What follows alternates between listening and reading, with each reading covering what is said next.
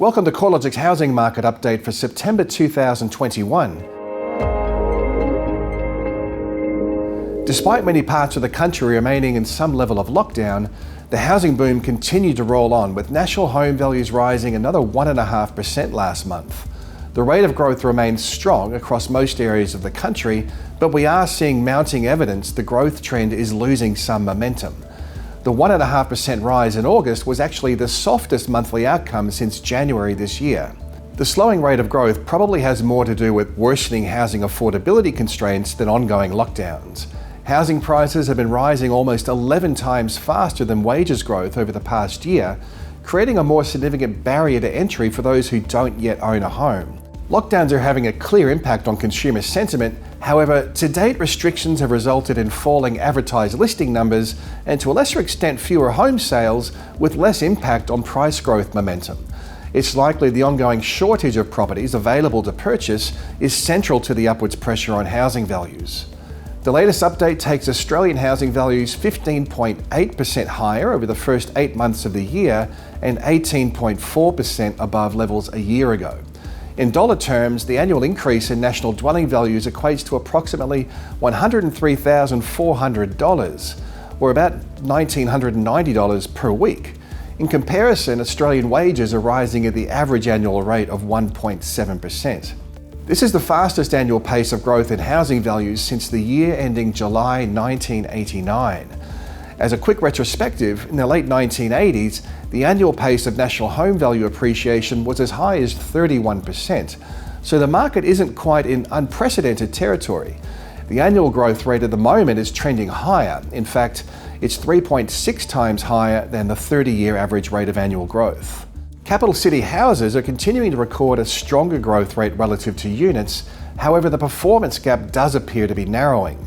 Throughout the first quarter of the year, capital city house values were rising at approximately 1.1 percentage points faster than units each month.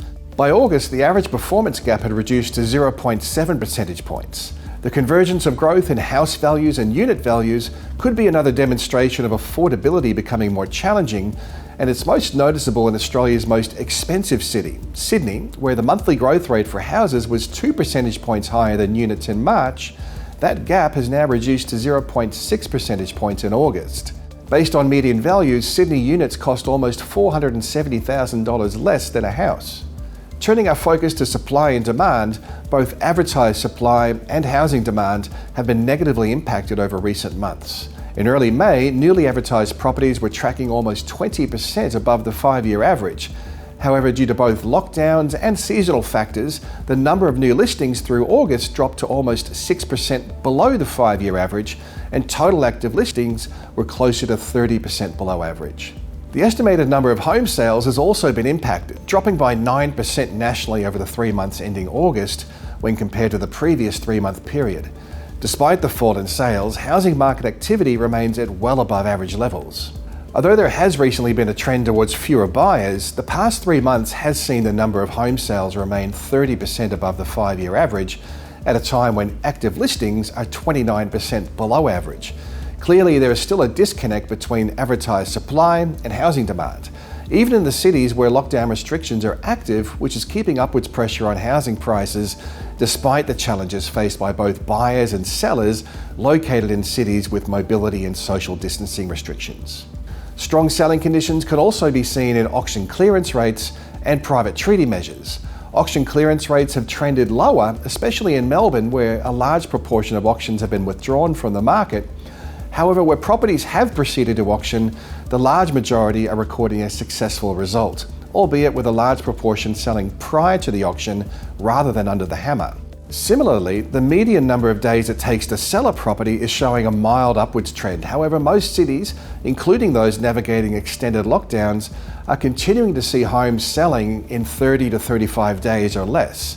At the same time, vendor discounting rates remain at record lows, implying vendors aren't budging much on their initial pricing expectations. The Brisbane housing market is showing less evidence of slowing price appreciation, with the monthly rate of growth holding around 1.1% to 1.2% month on month since May. Brisbane doesn't show the same affordability challenges as the larger cities, which may help to explain the persistently high rate of growth, but also fewer outbreaks of COVID and a strong interstate migration tailwind supporting housing demand in the absence of overseas migration. Brisbane housing values are now 18.3% higher over the year, which is a similar result to the national average, where housing values are 18.4% higher.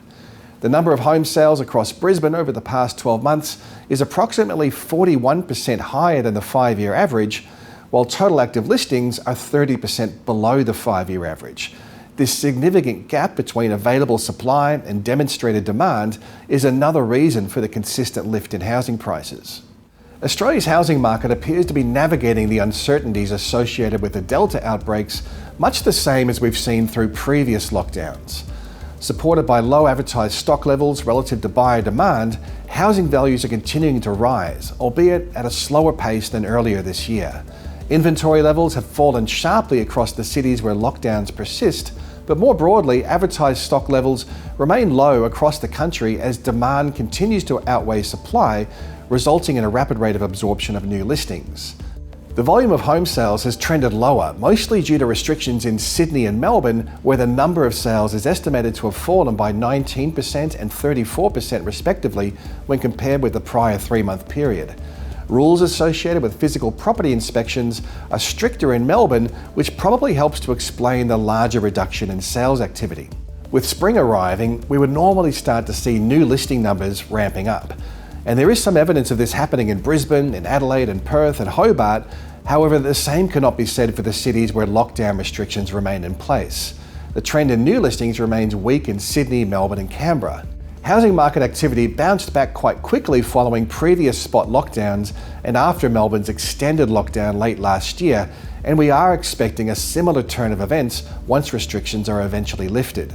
There is likely to be an element of pent-up supply that's unleashed when restrictions ease, which should see inventory levels rise.